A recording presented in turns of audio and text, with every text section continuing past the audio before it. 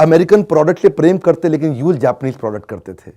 Chinese product दुनिया में बेचते हैं लेकिन यूज जापानीज प्रोडक्ट करते हैं। जर्मन अपने प्रोडक्ट पर नाज करते हैं लेकिन यूज जापानीज प्रोडक्ट करते हैं, क्योंकि जापानीज प्रोडक्ट में गलती ना होने के कारण ये जो पार्ट्स पर मिलियन तक पहुंचना, ये इनकी कमिटमेंट दिमाग में घुस गया है, परफेक्शन। आपके मन में जरूर आता होगा कि ये बाउंस बैक इतनी तेज किया कैसे। देखिए ये ना आप थोड़ा समझिए, वर्ल्ड वॉर 1 और 2 के बाद जापान को एक्सपीरियंस बहुत हो गया था, ये ग्लोबल मार्केट को अब समझने लगा था। वो एक नया एरा चल रहा था उस समय कोल्ड वॉर का। और किसका कोल्ड वॉर था? कैपिटलिस्ट और कम्युनिस्ट कंट्री का। अमेरिका कैपिटलिस्ट पूंजीवादी देश था और ये कम्युनिस्ट जो दूसरे समाजवादी टाइप जितने देश होते हैं। उस समय रशिया बहुत तेज था, सेंट्रल एशिया से लेके रशिया और उसके बाद चाइना, इधर नॉर्थ कोरिया, पूरी बेल्ट रशिया ने अपने साथ जोड़ रखी थी।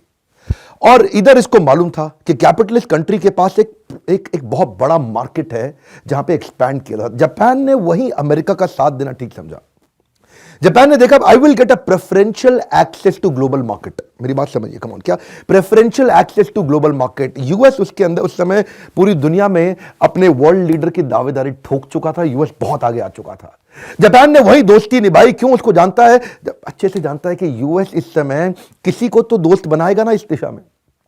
ये पूरे साउथ ईस्ट एशिया की तरफ कोई दोस्त नहीं था यूएस का, और यूएस को मालूम था अगर मेरे को अपनी आर्मी बेस टिकानी है यहां पे तो उस पूरे इलाके में केवल जापान है, क्योंकि नॉर्थ कोरिया भी अलग हो गया है और साउथ कोरिया और जापान को अगर मैं अपने साथ ले लूं तो जापान ने उस मौके का फायदा उठाया और यूएस से सारी ग्लोबल मार्केट को कवर करने के लिए, क्योंकि ये छोटा सा देश है ना, अपने देश में कितना माल बेचेंगे, इनको एक्सपोर्ट के लिए ग्लोबल मार्केट चाहिए थी। ग्लोबल मार्केट सबसे पहले कौन एक्सेस दिलाएगा? अमेरिका। तभी इन्होंने अपने देशवासियों को समझाया सेविंग करो, सेविंग का कल्चर बिल्ड करो।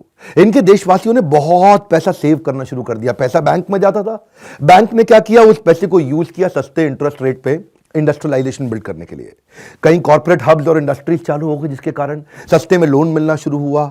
अब सारी इंडस्ट्री फैक्ट्रियां लगने लगी, कॉर्पोरेट हब्स बनने लगे तो नौकरियां मिलने लगी। अब नौकरियां मिलने लगी तो नेचुरली पूरी की पूरी इकोनॉमी ग्रो करने लगी। तो ये बेसिक टिपिंग पॉइंट इंप्रूव करते थे। यही कारण था कि 64 में ये पहली नॉन वाइट कंट्री थी, केवल गोरे लोग तब तक ओलंपिक्स लीड किया करते थे। पहली नॉन वाइट कंट्री बहुत तेज कैसे आगे आई, 9 दिन पहले ही बुलेट ट्रेन बना दी। उस समय बता रहे हैं 1964 में अपने इंडिया में। आज बुलेट ट्रेन बनाओ तो लोग कहेंगे पैसे बेकार कर रहा है, ये गरीब को खाना खिला देता। यहां तो बुलेट ट्रेन कोई बना नहीं देता। उस समय 1964 में इन्होंने बुलेट ट्रेन बना दी थी। अपने कमर्शियल पैसेंजर जेट बना दिए थे जिसमें खिलाड़ियों को प्राइवेट पैसेंजर जेट के अंदर उनकी आवाजाही कराते थे। इन लोगों ने ना शुरू से ही तेज आगे बढ़ने के लिए morality, character, ethics, values, integrity, इस पे बहुत काम कराया। इतने पंक्चुअल होते हैं ना जापानीज लोग।